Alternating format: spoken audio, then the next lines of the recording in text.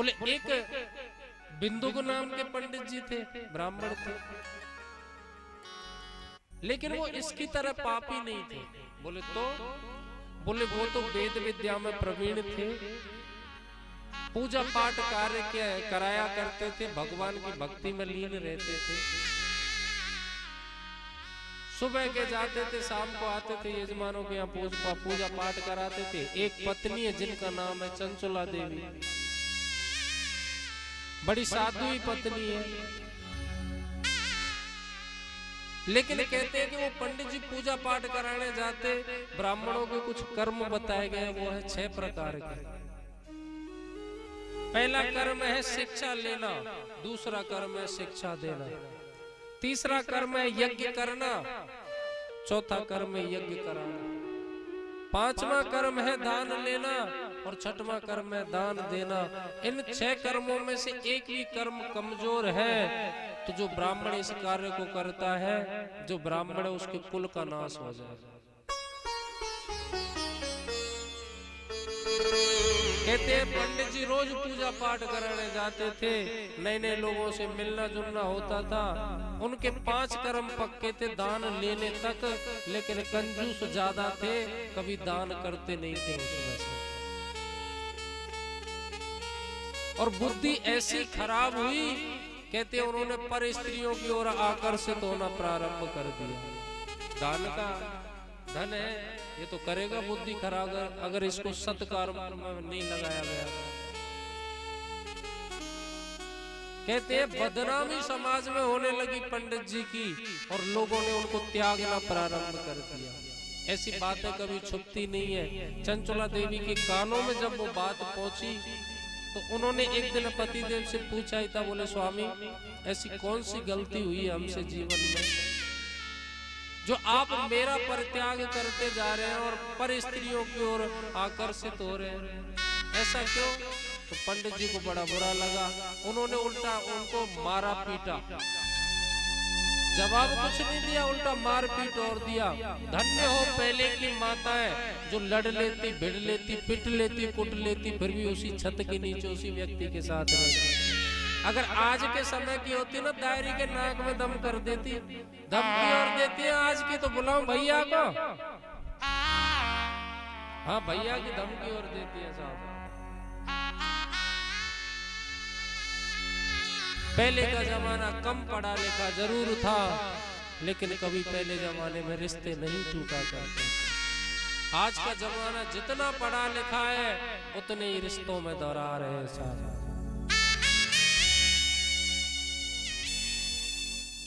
कोई बात नहीं, चंचला देवी बेचारी रो रोवा करके रहने लगी उनके साथ। जीवन में सबसे महत्वपूर्ण कार्य होता है संगति का। जैसी संगति होगी वैसा व्यक्ति हो जाता है। अगर हम चोर की संगति करते हैं, चाहे कितने भी बड़े धर्मात्माएं, एक दिन चोरी करने लग जाएगा। नशेबाज की अगर संगति करते हैं, चाहे कितने भी बड़े महात्माएं हम, लेकिन हम भी नशेबाजी करने लग जाएंगे एक दिन। सबसे बड़ा महत्व जीवन में संगति का बताया गया है। अब चंचला देवी लाते पंडित जी वही है, कमा करके रहती है उनके साथ, खाती है, बुद्धि विकृत हो गई, चाहे द्वेषपूर्ण हुई। उन्होंने भी कहते हैं कि पंडित जी पर स्त्री गमन करते थे, पंडितानी ने पर पुरुषों की ओर आकर्षित होना प्रारंभ कर दिया।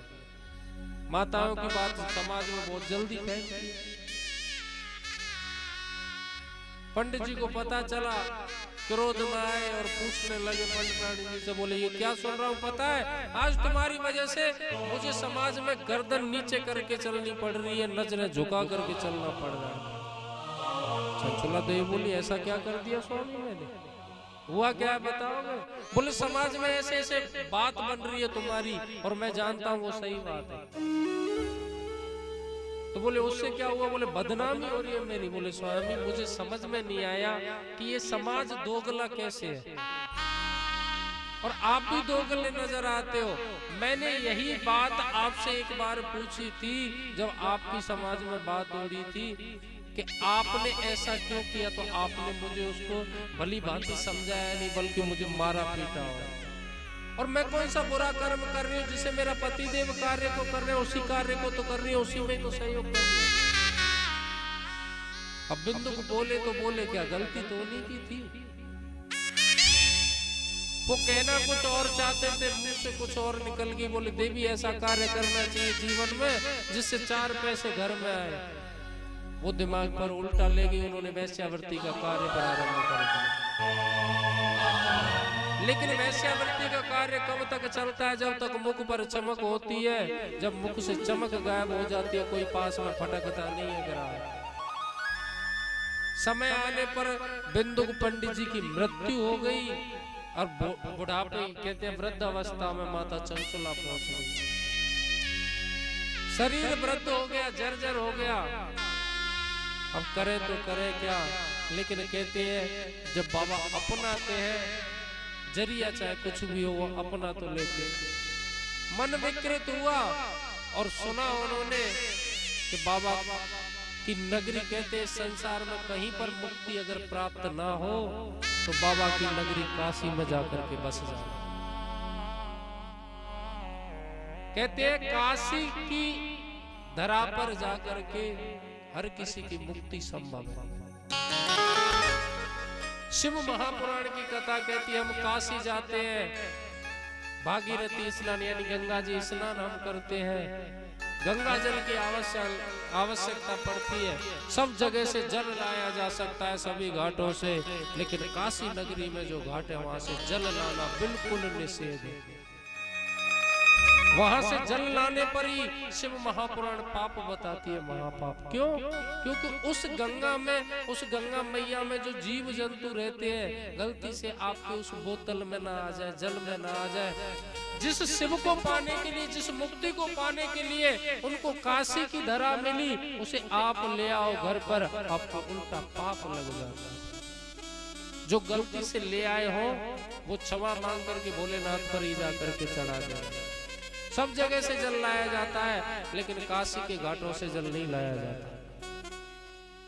वो सीधी काशी की नगर में पहुंच गई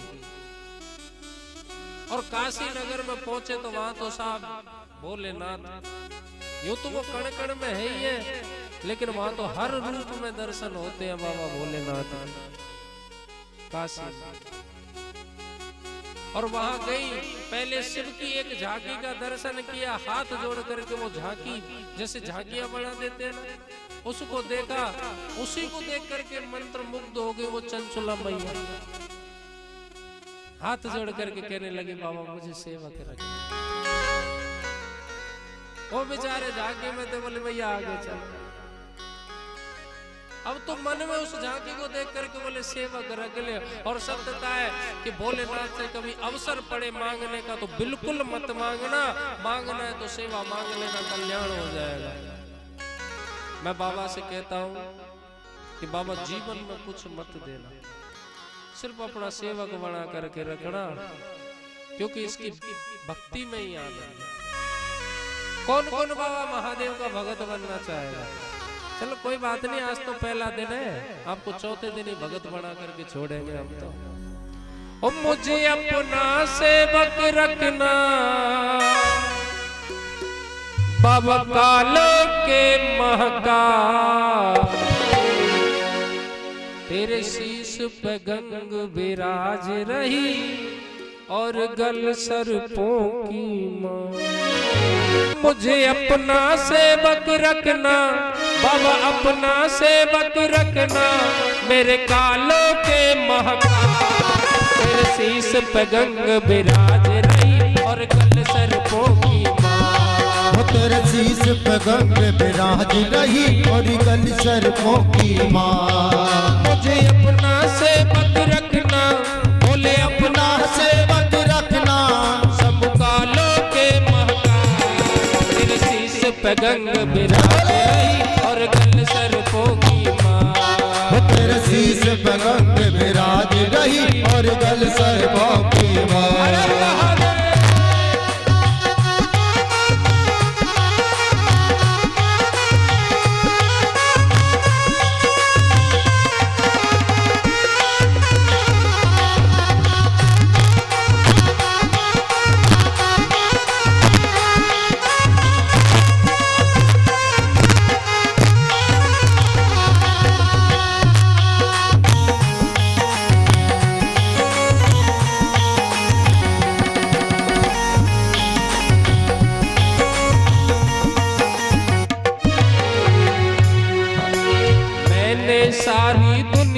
छोड़ी तुझको ही अपनाया है।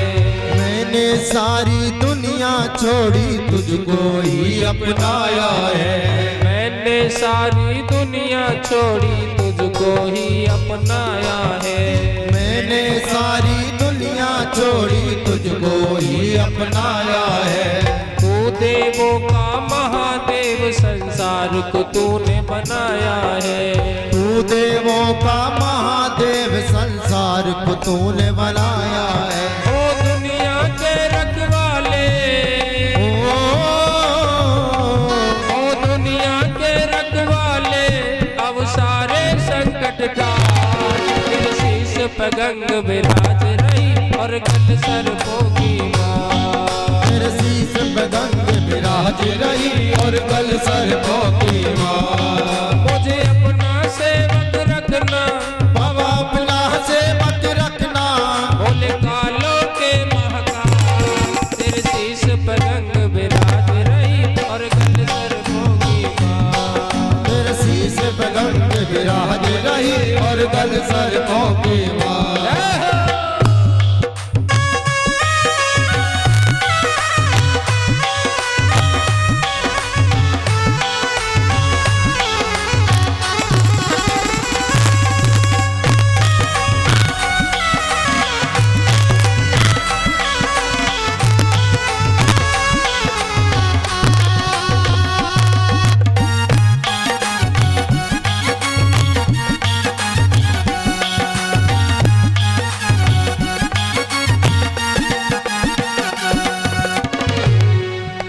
आइए ये लाइन आप सभी हमारे साथ लगा और थोड़ा ऊंची आवाज में बोलना है ना।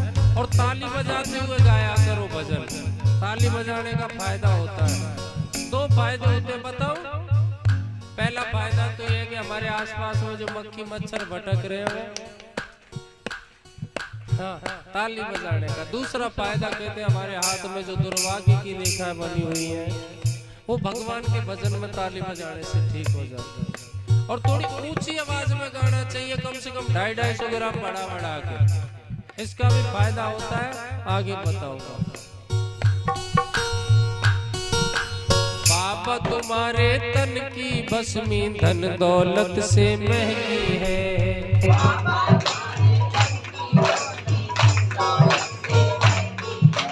बाबा तुम्हारे तन की भस्मी धन दौलत से महंगी है।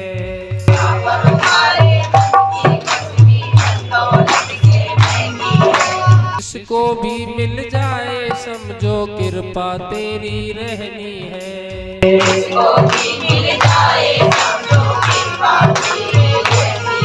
जो माथे भस्मी लगा ले,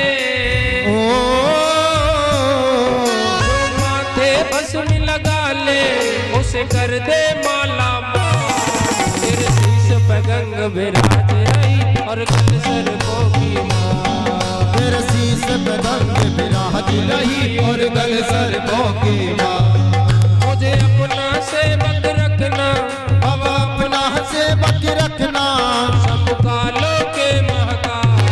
तेरे शीश पे गंग विराज रही और गल सर्पों की माँ।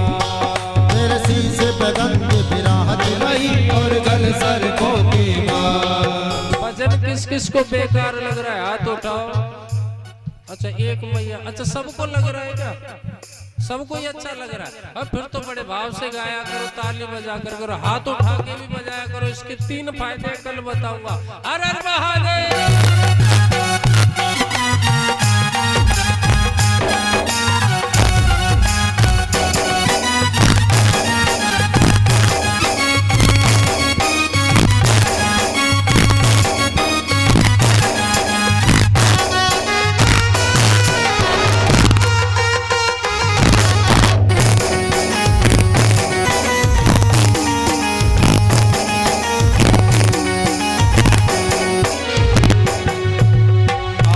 के लाज बचा ले त्रिपुरारी। अब के लाज बचा ले त्रिपुरारी। अब के लाज बचा ले त्रिपुरारी। मेरे कोई ना है संग मोहे कर रहे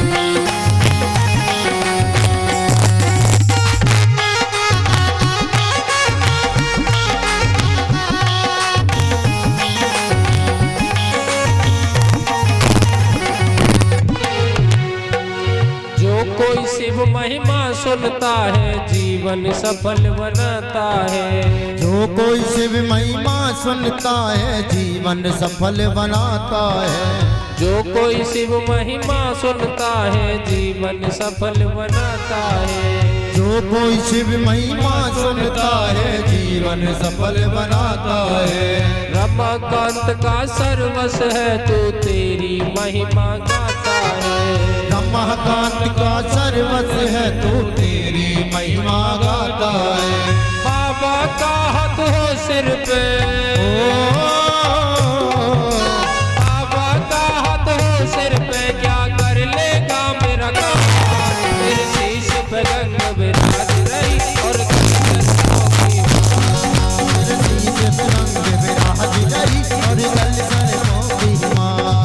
मुझे अपना सेवक रखना, बाबा अपना सेवक रखना, मेरे कालों के महतार।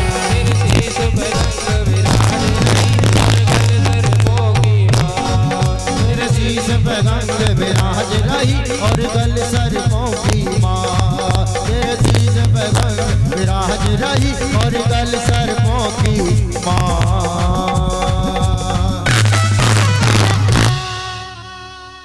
मुझे अपना सेवक रखना, बाबा अपना सेवक रखना, मेरे कालों के महकार। तेरे शीश पे गंग विराज रही और गल सर्पों की माँ। बोलिए शंकर भगवान की जय हो। कहते वो चंचला मैया उस काशी नगर में भ्रमण करती है और एक जगह वहीं पहुंच गई जहां बाबा की अखंड चर्चा चल रही थी, शिव महापुराण चल रही थी। उस दिन उनके क्या हुआ कि जैसे ही वो कथा में बैठी और उस दिन व्यास जी महाराज ने जो हमारे 28 प्रकार के नरक बताए गए हैं, उनमें ये रौरव नाम के नरक की बात आती है। इसकी व्याख्यान उन्होंने करना प्रारंभ किया। उसमें शब्द आया कि जो पुरुष अपनी स्त्री को छोड़ करके पर स्त्री गमन करता है उसे रौरव नाम के नरक में डाला जाता है। यमदूतों के द्वारा कड़ी से कड़ी यातनाएं दी जाती है। खोलती हुई कढ़ाइयों में उसको डाला जाता है। ऐसे ऐसे शब्द बताए, नुकीले औजारों के द्वारा उसके मांस को नोचा जाता है। कोई स्त्री भी अगर इसके विपरीत करती है, पर पुरुष गमन करती है, तो उसके साथ में यही कड़ी यातनाएं दी जाती है। जब ये बात गई तो चंचला देवी की रूह कांप गई। और इस बात को लेकर के कुछ ज्ञान चंद ऐसे होते हैं इस समाज में, वो अपनी बुद्धि अलग ही नेटवर्क चलते हैं इनके। बोले शरीर तो यही रह जाता है, वो लेकर के जाते हैं तो वो मांस कहां से नोचते हैं, कढ़ाइयों में कहां से डाल देंगे। ये तो फालतू डराना बना रखा है ब्राह्मणों ने, ऐसे ही बोलते हैं।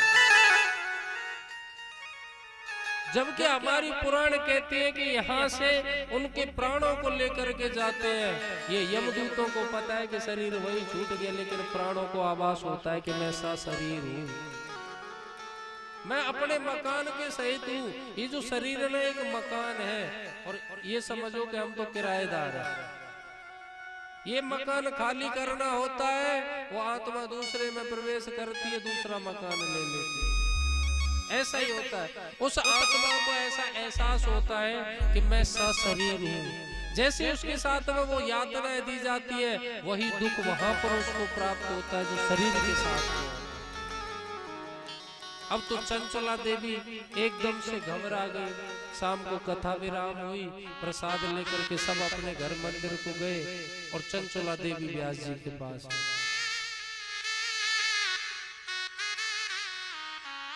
महाराज एक बड़ा भय बना हुआ है हमारे मन में, उसका निवारण चाहते हैं। महाराज जी बोले कहिए। बोले जो आपने जो बात बताई रौरव नाम के नरक की और जो उसमें कथा बताई, क्या वो सही है? क्या ऐसी यातनाएं दी जाती है? बोले बिल्कुल दी जाती है। आप कैसे कह सकते हो? बोले पुराणों में लिखा है, शिव महापुराण इस बात को कह रही है। तो बोली ये पुराण को लिखने वाला तो कोई मनुष्य ही होगा ना, मनुष्य ने लिखी। कहते हैं सांसारिक लोग हैं साहब, हर चीज का प्रमाण मांगते हैं। अगर भगवान भी आकर के सामने खड़े हो जाए और वो कहने लगे कि हम भगवान हैं, उनसे भी प्रमाण मांगेंगे भगवान होने के।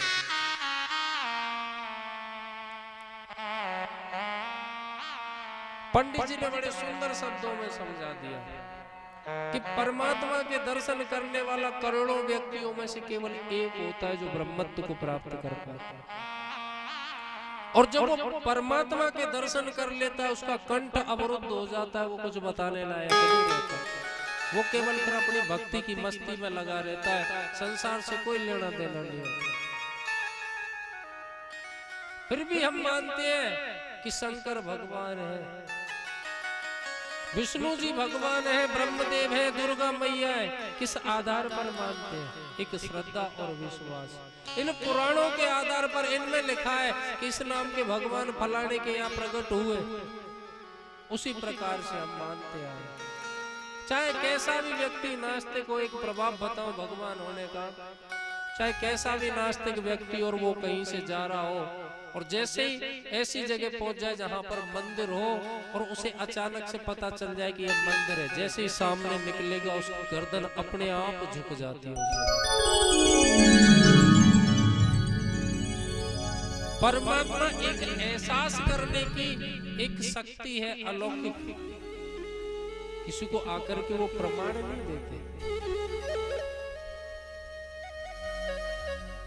अब चंचला मैया बोले प्रभु एक बात बताओ, अगर किसी से जीवन में गलती हो गई हो तो उसके प्रायश्चित के लिए क्या करना चाहिए? तो पंडित जी बड़े सीधे साधे थे, उनका इतना अटल विश्वास था कि किसी कार्य को कह देते कि हाँ मेरे भोले बाबा कर देंगे ठीक, किसी से कहते जाओ जाओ तुम्हारा कार्य हो जाएगा। महादेव के चरणों में इतनी भक्ति थी कि महादेव को उसका कार्य पहले सिद्ध करना होता था, पूर्ण करना होता था। अब उन्होंने प्रायश्चित की बात कही तो उन्होंने कहा कि देखो भैया हम तो सीधे साधे हैं, हमारा तो कोई सा भी कार्य होता है हम तो बाबा से प्रार्थना करते हैं तो वो करता है। तो बोले प्रार्थना कैसे करेंगे? बोले शिव पुराण करवा लो अपने घर पर, शिव महापुराण का आयोजन। उन्होंने पूछा कि खर्चा कितना आएगा इसमें? बिना खर्चे के तो भक्ति नहीं है। भक्ति के लिए 3 वस्तुओं की आवश्यकता होती है। पहले तो तन चाहिए, तन स्वस्थ होना चाहिए, दूसरा मन भी होना चाहिए और तीसरा धन भी होना चाहिए। एक गड़बड़ है वहां मामला गड़बड़ है, तीनों में तीनों बराबर चाहिए।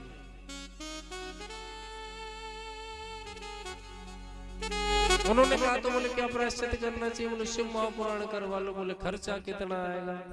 उन्होंने बता दिया। अब तो उनका चेहरा बिल्कुल मुरझा गया उस चंचला देवी। ब्राह्मण ने देखा, बोले क्या हुआ मैया? बोले इतना धन तो नहीं है मेरे पास। तो बोले गलती आपसे हुई है? बोले बस संगति के कारण, अगर कोई साधारण उपाय हो तो बता दो। तो उन्होंने बड़ा सुंदर सा जवाब दिया कि आपको वही लाभ मिलेगा जो अपने घर पर ससंकल्प अनुष्ठान कराने से प्राप्त होता है। ऐसा उपाय? बोले बताओ प्रभु।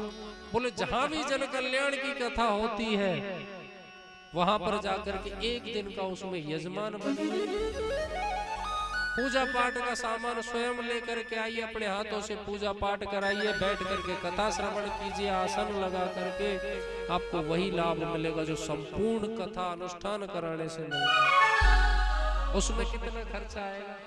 बोले इतना तो बालक बिगाड़ देते, उससे भी कई गुना कम और आपको संपूर्ण लाभ मिलेगा। चंचला देवी मुस्कुरा करके कहती है प्रभु इतना तो कर सकते हो, इतना तो है मेरे पास। अगले दिन शिव महापुराण की मुख्य यजमान बन करके एक दिन की पूजा पाठ कराई उसी शिव पुराण में। और उनका जब अंत समय आया, भोलेनाथ माता पार्वती को लेकर के आए। माता पार्वती हाथ पकड़ करके कैलाश नगरी लेकर के गई, कैलाश पर्वत पर लेकर के और अपनी सहेली बना लिया, सखी बना लिया और बड़े प्रेम से उनके साथ रहे। इस समाज में एक बड़ी भ्रांति होती है मैया, बुरी ना लगे तो कहूं, नहीं लगे तो लग जाए, कोई बात नहीं। क्योंकि मेरा मुख्य उद्देश्य है इस समाज में जो गलत भ्रांतियां चल रही हैं, गलत चलन चल रहे हैं, इनको मिटाना। ये जो शिव महापुराण होती है, हमारी संस्था है मृत्युंजय महादेव परिवार सेवा संस्थान, ये नाम लिखा हुआ है वेबसाइट पर, जो वृद्ध माताओं के लिए कार्य करती है, वृद्ध आश्रम के लिए पहल है, जयपुर के अंतर्गत ही। और शिवरात्रि पर गरीब कन्याओं का विवाह कराना निःशुल्क, ये उद्देश्य है।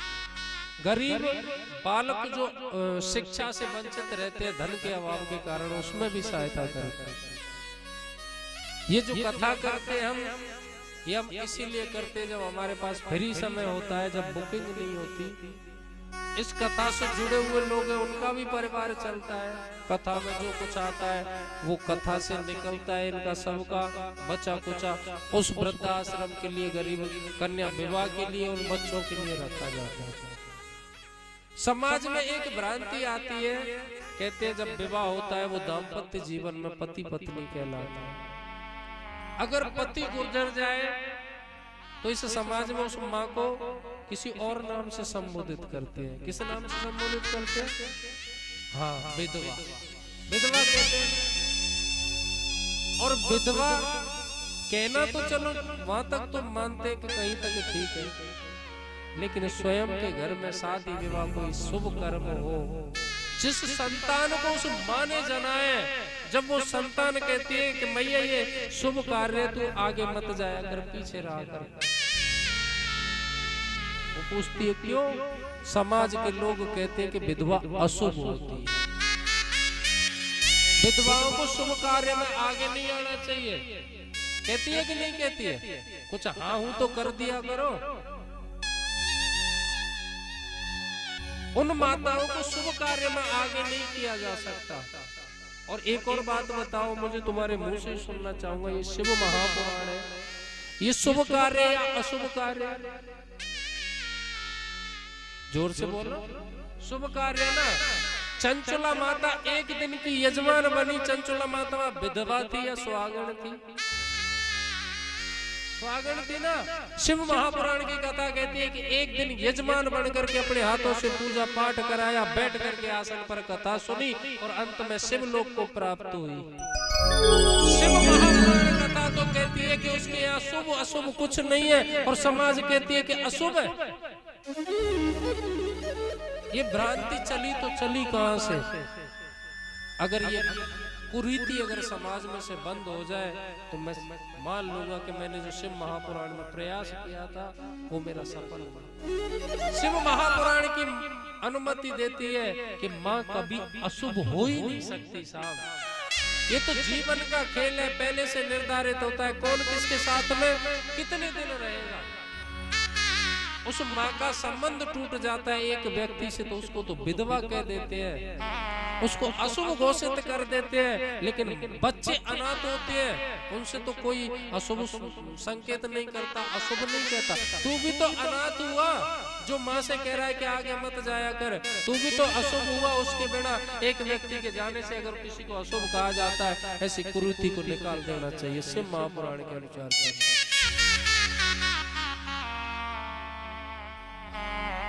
माताएं जो जन्म देती है, पालती है, पोसती है, वो कभी भी अशुभ हो ही नहीं सकती। और माँ के तो चरण जहाँ पड़ जाए साहब, वो जगह अशुभ होती है वो भी शुभ हो जाती है। माँ के चरणों में इतनी सामर्थ्यता होती है। अब चंचला देवी कैलाश पर रहने लगी आनंद से। अब भगवान के यहाँ तो किसी को कोई दुख नहीं होना चाहिए। एक दिन भोलेनाथ और माता पार्वती बैठ करके हंसी मजाक कर रहे थे।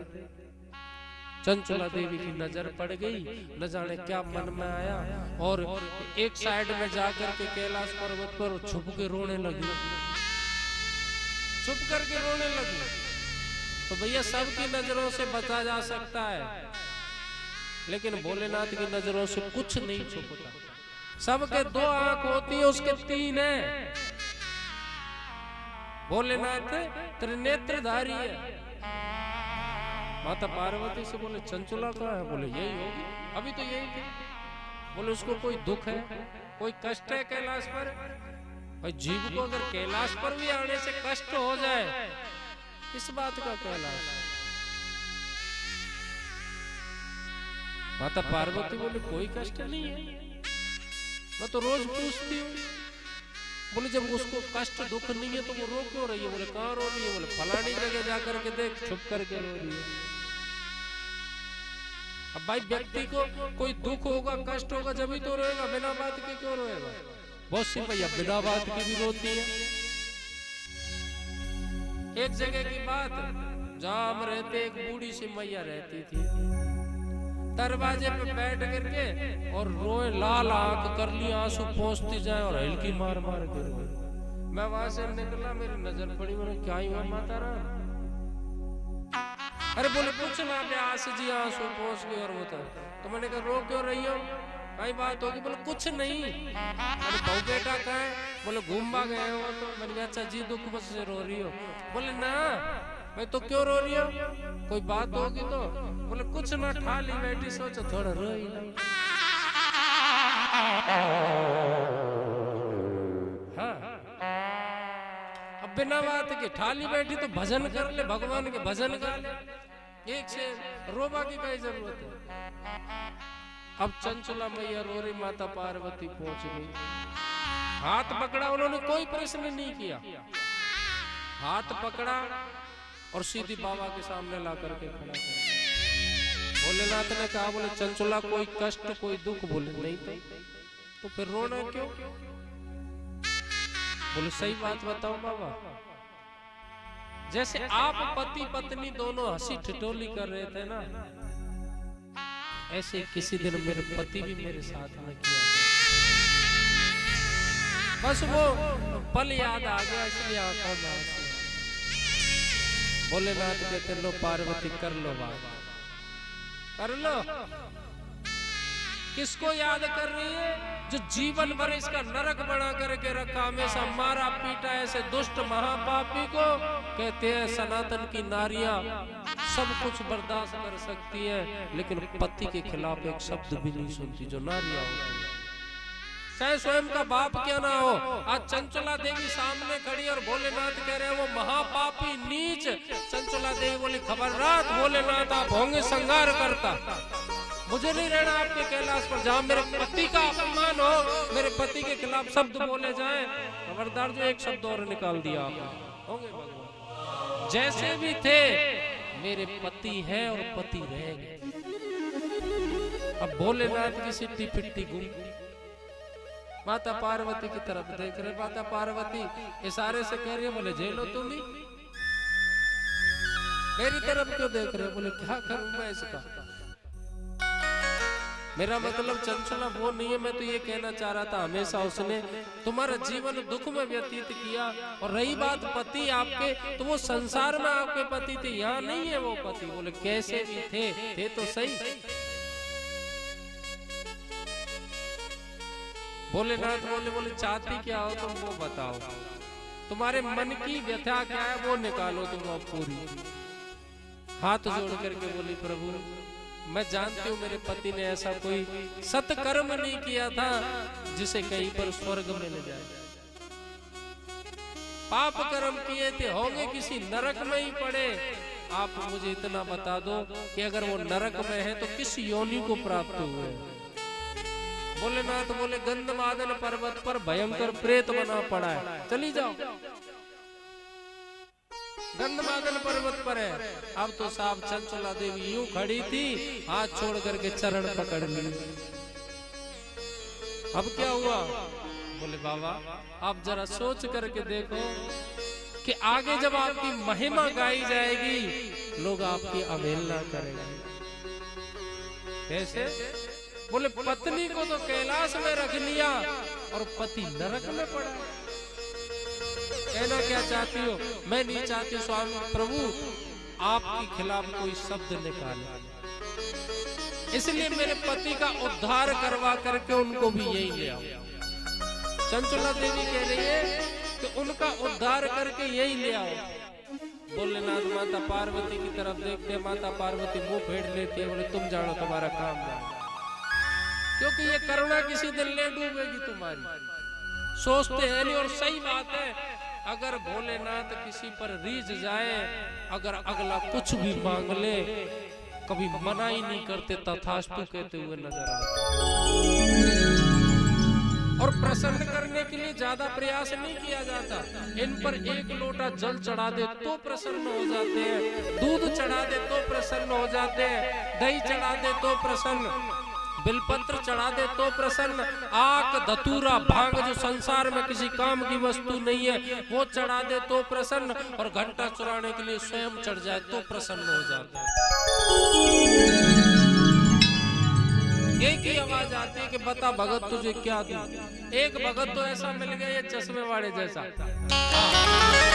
बोले बाबा वरदान चाहिए, बोले मांग ले क्या वरदान चाहिए, बोले जिसके सिर पर हाथ रखूं वो भस्म हो जाए। बाबा ने सोचा ही नहीं, बोले तथास्तु। बाबा चलने के लिए वो भगत बोला, ओ बाबा किधर, कहाँ, बोले भाई हमने वरदान दे दिया, तुमने मांगा, काम खत्म। बोला तुमको पता भी है मैंने क्या मांगा, बोले जिसके सिर पर तू हाथ रखेगा वो भस्म हो जाएगा। बोले हो सकता है ऐसा, बोले बिल्कुल, बोले मुझे भरोसा नहीं है। भगत बोला मुझे भरोसा नहीं है, तो बोले भरोसा कैसे होगा, बोले ट्राई कर लूं, चेक कर लूं। बोला कर ले भैया, बोले यहाँ कोई और तो है नहीं, तुम ही आ जाओ। बाबा आगे आगे और पीछे पीछे भगत, ऐसे ऐसे स्वयं वरदानों में फंस जाते, सोचते ही नहीं।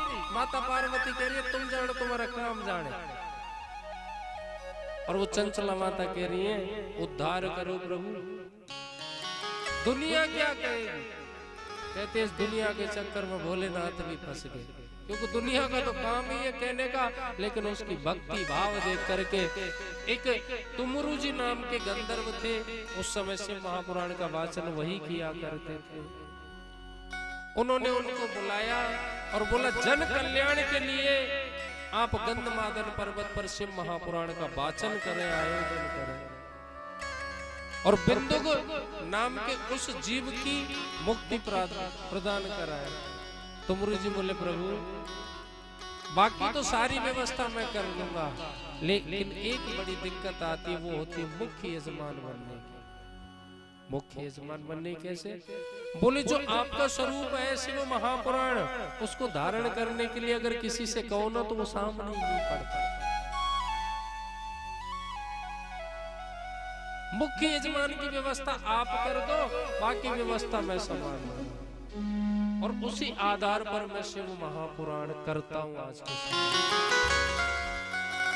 जिस बस्ती में कथा होती है वहां पर ऐसा कार्य मैं नहीं छोड़ता जो किसी को ये ना लगे कि ये बाबा की कथा है, शिव महापुराण, इसके कराने वाले हम नहीं हैं।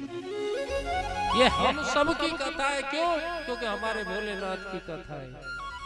अब बात तुमरु जी कहते हैं भोलेनाथ से, बोले मुख्य यजमान की व्यवस्था आप कर दो। बाबा ने कहा बोले ठीक है, तुम्हारे यजमान हो गए। बोले कौन है? बोले उस कथा के मुख्य यजमान होंगे मैं और तुम्हारी माता पार्वती। सोनकादि ऋषियों को सूत जी बता रहे हैं। सोनकादि ऋषियों में से एक बोले प्रभु हमारी एक और बात समझ में नहीं आई। बोले क्या? बोले भोलेनाथ की कथा और भोलेनाथ ही मुख्य यजमान। कारण क्या? जब उन्होंने समझाया, बड़ी सुंदर दृष्टांत दिया रामचरितमानस से, कि जब लंका पर चढ़ाई करने के लिए वानर सेना जाती है, राम जी की सेना जाती है, तो बीच में समुद्र पड़ता है। अब उस समय तो सब ऐसे इंजीनियर थे नहीं जो बहते हुए जल में और नीचे तक उस पर फ्लाईओवर बना दिया जाए। इंजीनियर तो थे लेकिन उनको आवाज नहीं था कि हमको बनाना भी आता है। और बनाना फिर उन्होंने प्रारंभ किया। और कैसा किया साहब? पत्थरों की व्यवस्था सब वानर करते हैं। अब पत्थर चिपकाने के लिए सीमेंट की भी व्यवस्था चाहिए। और सीमेंट कहां से लाए? सीमेंट दिया हमारे हनुमान जी ने। वो कौन सा सीमेंट दिया? वो बेचारे बेलदार पत्थर उठा करके ला रहे, हनुमान जी अपनी गोदी में ले रहे और उस पर लिखा श्री राम और छोड़ दिया। श्री राम नाम का सीमेंट उसमें चला साहब, पत्थर तैर जाते हैं। अब तो साहब बानर पत्थर लेकर के आते और जवान पर देखो हमारे प्रभु श्री राम का प्रभाव, नाम से ही पत्थर तैर रहे हैं। जो कह रहा है वो ऐसे ही कह रहा है। श्री राम जी अपने तंबू में बैठे, उनके कानों में आवाज गई, बोले मेरे नाम से पत्थर तैर रहा है। उनको स्वयं यकीन नहीं हुआ, निकल करके आकर के देखा प्रत्येक पत्थर पर श्री राम लिखा हुआ।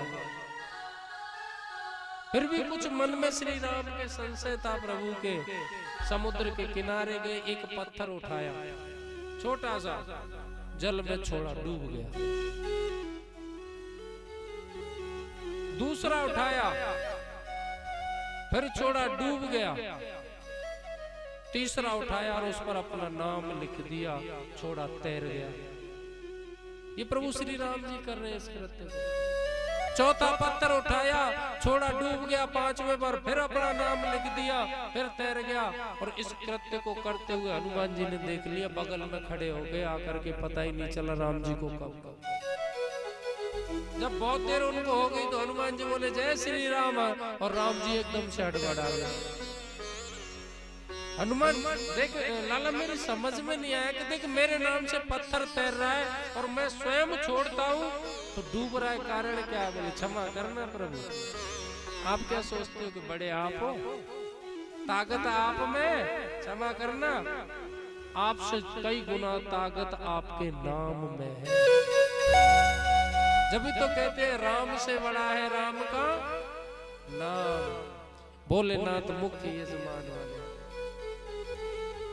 तुमरू जी के लिए वो कथा कराई, बड़ी सुंदर कथा हुई, लोगों को पता चला तुमरू जी कथा कह रहे, मुख्य यजमान भोलेनाथ है। कुंभ जैसा वातावरण वहां बन गया, इतना आनंद वर्षा। मुख्य यजमान माता पार्वती और भोलेनाथ रहे। सौनकादि ऋषियों को सूत जी बताते कि ऐसी अलौकिक लीला, और कहते हैं उसके प्रभाव से, शिव महापुराण के प्रभाव से उस प्रेत की भी मुक्ति हो गई और भोलेनाथ ने उसे भी गढ़ बना लिया। अब तो पति पत्नी कैलाश पर रहते हैं। कहते हैं जोड़े बिछड़ जाते हैं, अगर भक्ति में शक्ति हो तो जोड़े बिछड़ने के बाद भी मिल जाते हैं, जैसे माता चंचला और बिंदु पंडित जी का। भोलेनाथ ने कहा, बोले तुम पत्नी नहीं हो। बोले बाबा आप कौन? हाँ, भोलेनाथ कहते, बोले यहाँ पति पत्नी नहीं है। बोले हम तो पति पत्नी रहेंगे, जैसे आप भी तो रह रहे हो, हम क्या करें? जब कहते हैं भगत अपनी भक्ति के प्रभाव से भगवान के हृदय को जीत लेता है, तो भगवान, जैसे भगवान की लीलाओं पर भगत मुस्कुराते हैं, भगवान की लीलाओं को सुन करके भगत गदगद होते हैं, ऐसी उनकी लीलाओं को देख करके, भक्तों की लीला को देख करके भगवान गदगद हो जाते हैं, आनंद से रहते हैं। सौनकादि ऋषियों को सूत जी कहते हैं कि देखो शिव महापुराण के प्रभाव से बिंदुक जी की भी मुक्ति। ऋषि बोले प्रभु इस कथा को कैसे कराना चाहिए, किस प्रकार से सुनना चाहिए?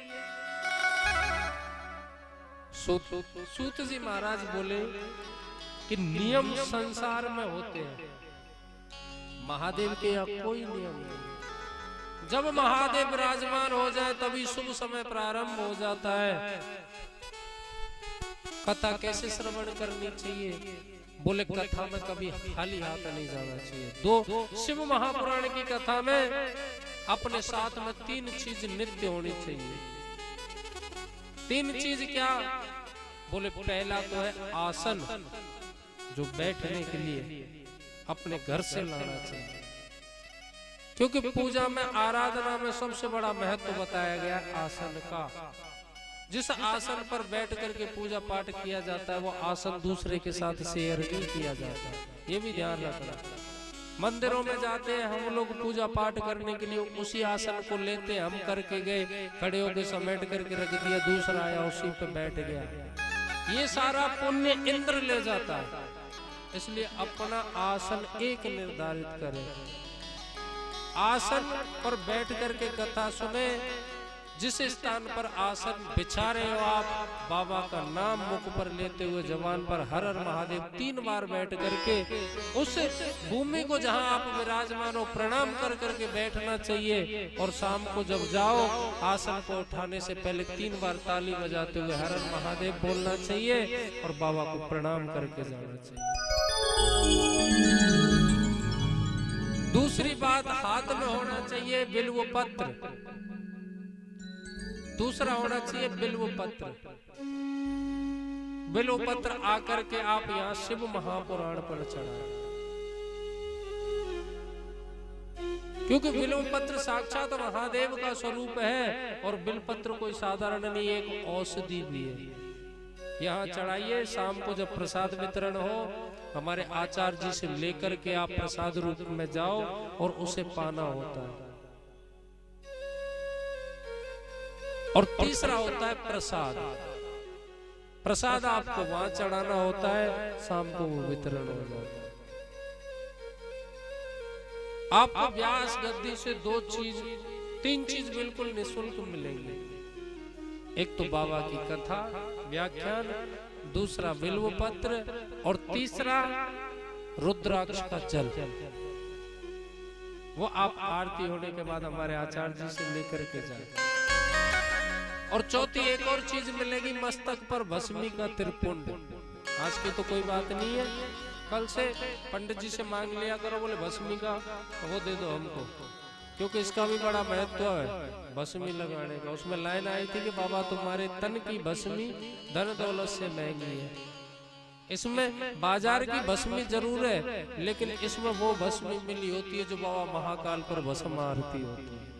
मैं तो हर कथा में जाता रहता हूँ बाबा के, वहां से लाता रहता हूँ।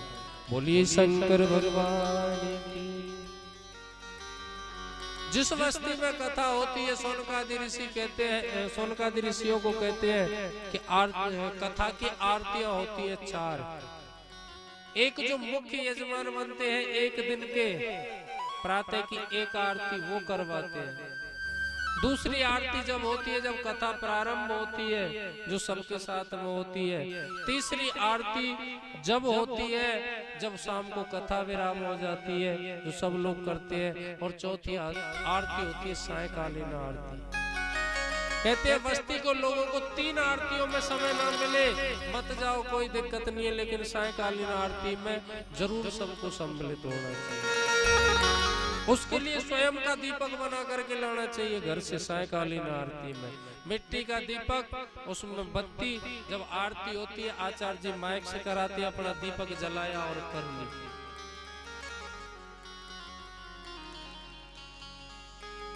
मैंने बताया भक्ति की 3 अवस्था होती है, तन मन और धन। भगवान की कथा है, तन से सहयोग क्या करें। ये कथा का पांडाल जो है मंदिर है। एक राजा परीक्षित हुए थे, बड़े बड़े राजघराने के राजा हुए थे, वेश बदल करके जाते थे मंदिरों में, मठों में, आश्रमों में जाकर के झाड़ू सेवा किया करते थे। बोलिए शंकर भगवान जय हो।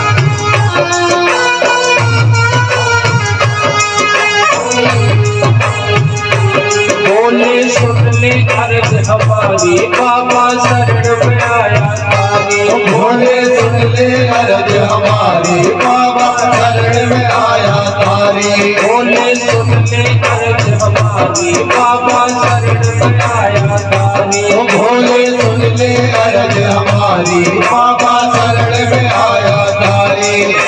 तारे शरण में आया बाबा हो। बोले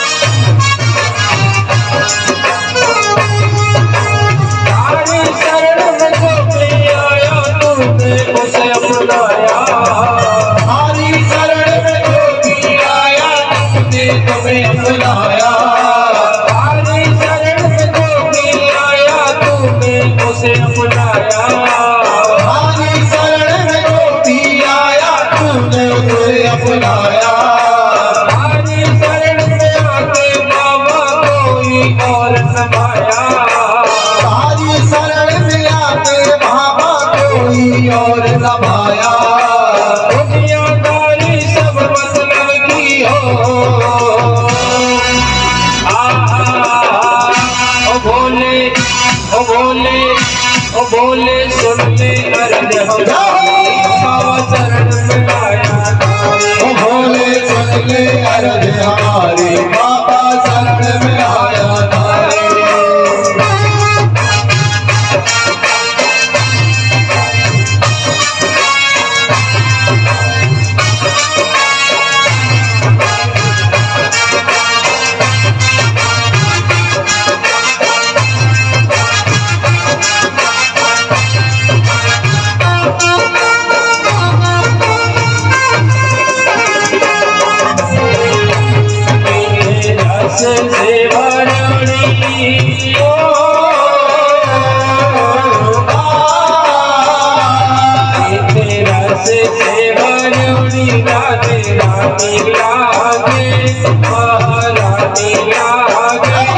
हमारे खारो खारो जमुना जीरो पानी लागे।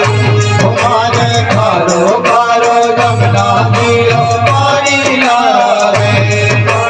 खारो खारो जमुना जीरो पानी लागे। हमारे खारो खारो जमुना जीरो पानी लागे।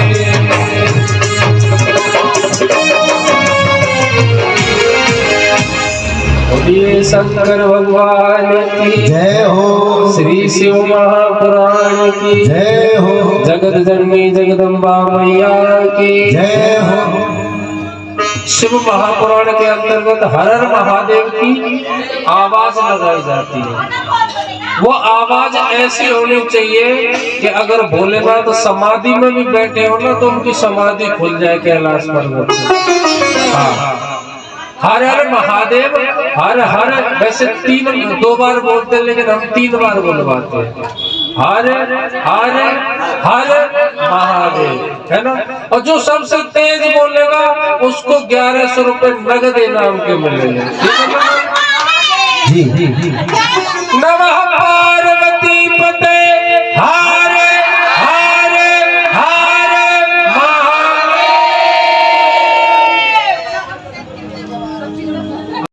प्रजनम में यसुद सवीरगुम सर्वगणगुम सुदह्यात्मकसने व्रजसने वसुसने लोकसने भेसने अग्निः प्रजम बहुलम मेघवर्णम मावयोर्धौ अश्माशुधत्ता आरती श्री